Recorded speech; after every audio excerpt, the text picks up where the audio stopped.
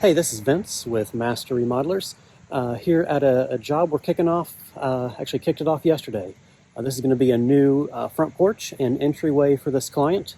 You can see behind me we have a big pile of dirt, some broken up concrete, and some rebar there in the holes for the footer.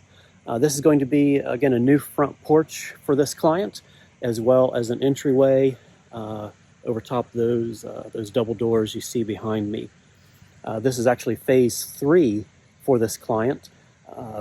Year before last, we did a small addition, a new kitchen and living room for this client.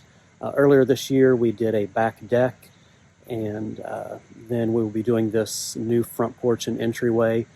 Once we get the front porch and entryway done, we're actually going to be finishing up the rear deck with some steel cable rail around the back deck, and then a matching steel cable rail here on the front porch and the entryway. So we're excited about that. We have broken ground yesterday on this and should be pouring footers later today or tomorrow. So stay tuned for more pictures and video from this job, and we will talk to you later. Thanks.